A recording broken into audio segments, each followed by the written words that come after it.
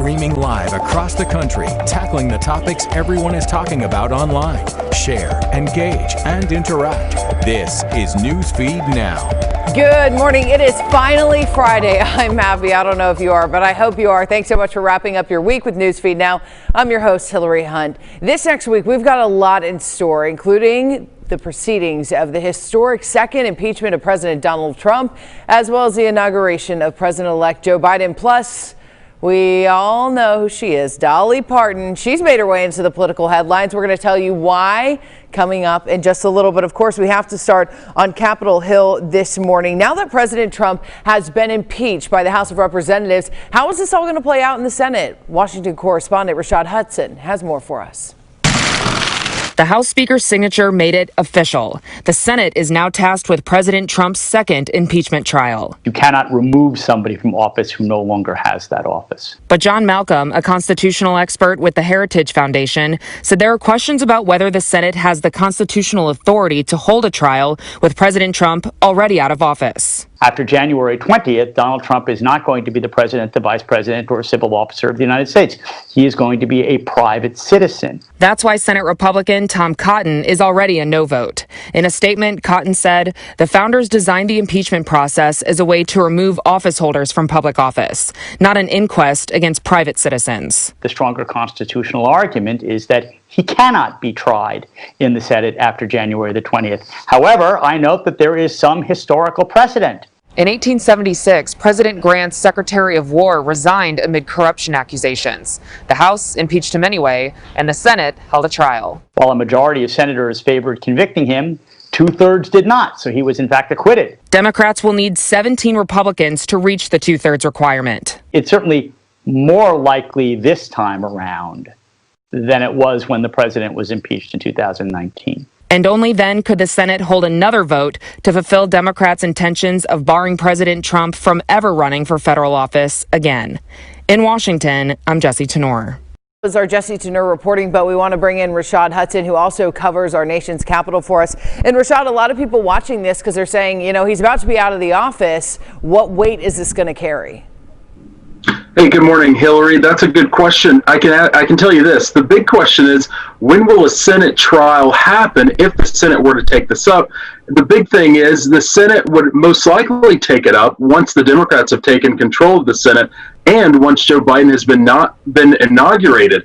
Now, many people are saying that why would the Senate take this up? Because it would plague the first few days of the Biden administration. But senators, at least on the Democratic side, are saying that they can confirm nominees, work on Biden's agenda, and hold an impeachment trial.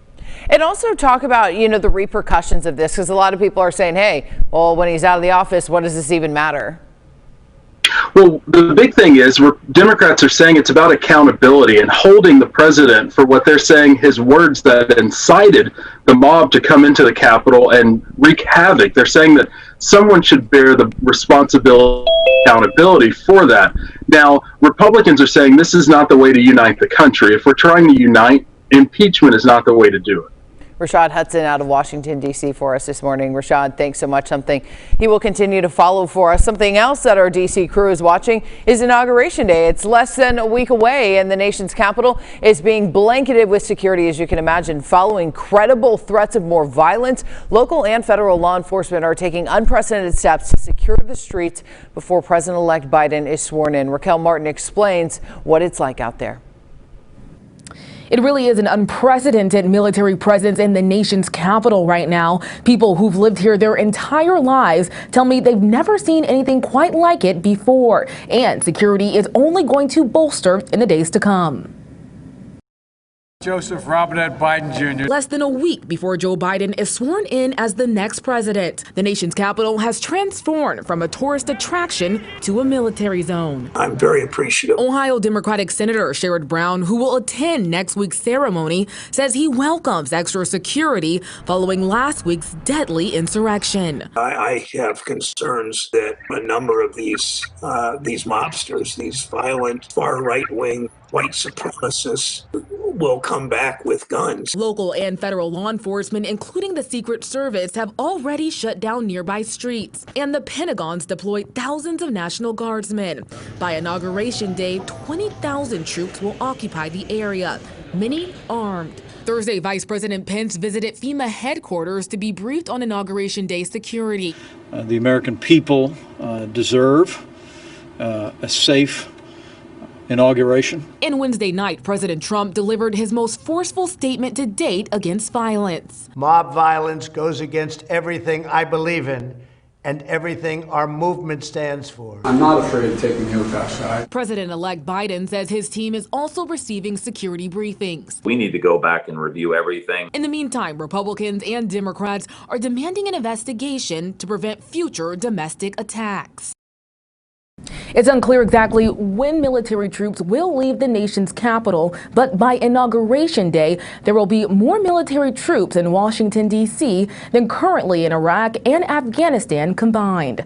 For now, in Washington, Raquel Martin, back to you. Thank you, Raquel. Let's stick in Washington because President-elect Joe Biden unveiled a $1.9 trillion coronavirus plan Thursday to turn the tide on this pandemic, speeding up vaccine rollout and promising to provide financial help to those who need it most. Dean Reynolds has more for us.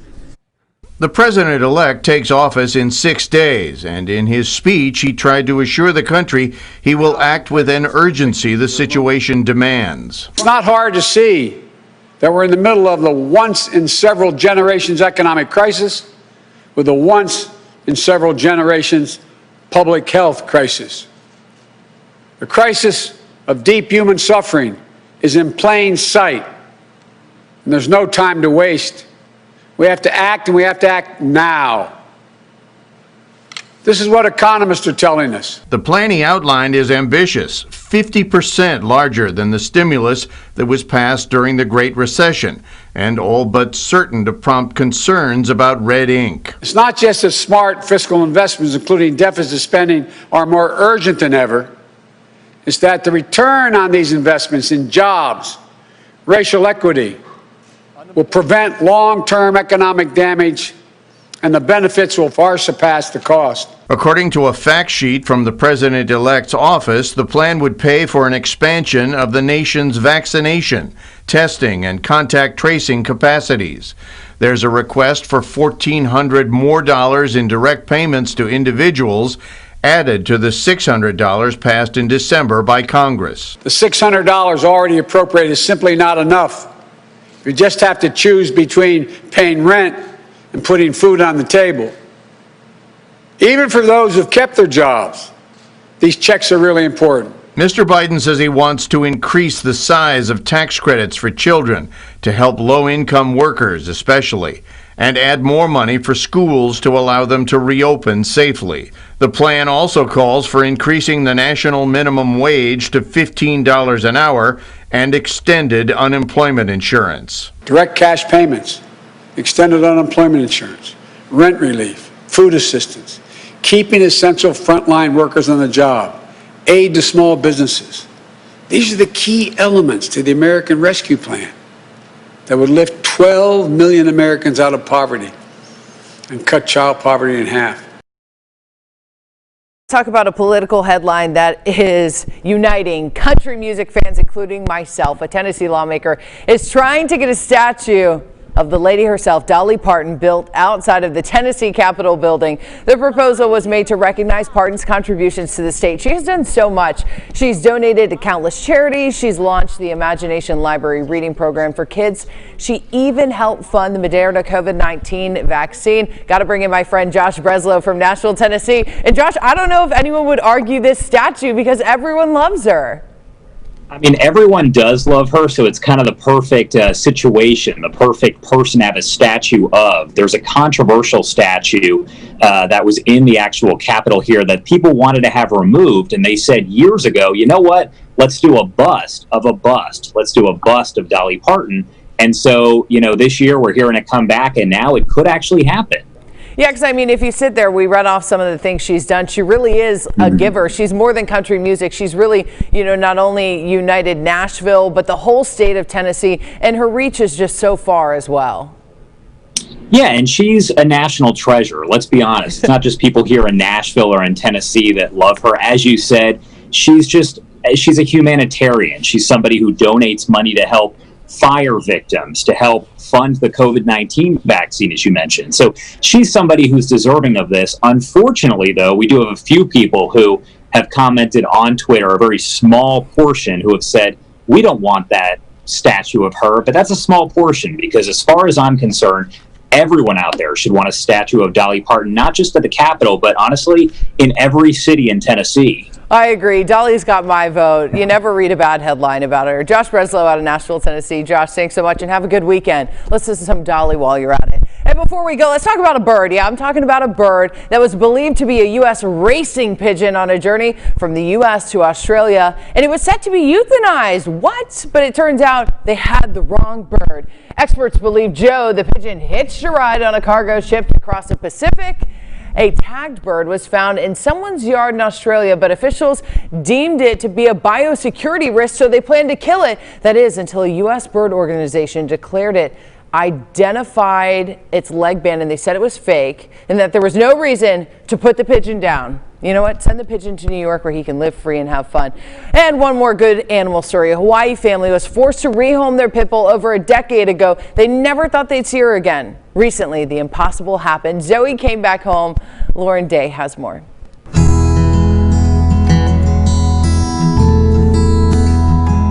Zoe, the one-eyed black and white pit bull, was everything to the Smith family. She used to sleep by me at night and, you know. She used to push Ashley off the bed. Yeah. Stretch out her arms. When Zoe was young, the Smiths say she looked intimidating. Yes, she was strong, but inside she was all love. She loved any dog, any person, any other kind of animal, you know, cat, dog, and she's so tame and gentle. But when Sherry Smith had to move, she couldn't find a place that would accept dogs. To find a decent place and a place that would take animals, that was the problem. Rehoming Zoe was one of the hardest decisions Sherry had to make. We were, oh my God, that day it was raining in February 2009. Zoe went to a good family, but the Smiths never stayed in touch. But over the years, we've always talked about her and we always wondered what happened to her. They wondered for over a decade. Then 2 weeks ago, Sherry got an unexpected phone call. So I was working and suddenly my phone rang and it said Humane Society, and right away I just had this feeling that it was about Zoe. 12 years later, Zoe came calling. The Hawaiian Humane Society says her microchip was still registered to the Smiths. That is the only contact information that we're provided if the pet doesn't have a collar with a phone number or a name. It's the only, connection that we have to whoever was caring for that animal. So it's really, really important and pertinent that you keep that information updated. Of course, Ashley and Sherry came immediately. Do you think she recognized you guys? She didn't seem to, when we were there, and it kind of made us more, more sad because we love her. But that's why we want to find, whoever. That way she can have somebody familiar. Ashley took to social media, wanting to find whoever was caring for Zoe. They got some answers about her past, although it wasn't the happy ending they were hoping for. Same situation happened with them where they had to move and, a lot of places wouldn't allow pit bulls. So they unfortunately had to rehome her as well. Over the last 12 years, Zoe was rehomed several times, and no one seemed to be looking for her. The Smiths were worried they wouldn't be able to keep her again. After all, their place is not pet-friendly. But thanks to a landlord with a kind heart, an exception was made. I just want to thank her for everything she's done for me. Zoe is now 14, and the Smiths promise to give her the love she deserves for whatever time she has left. It's like full circle. She came back to us.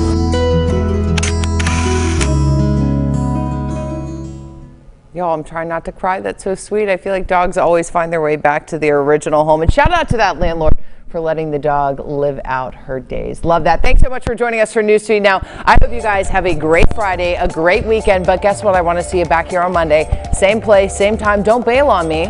I'll see you on Monday. Bye.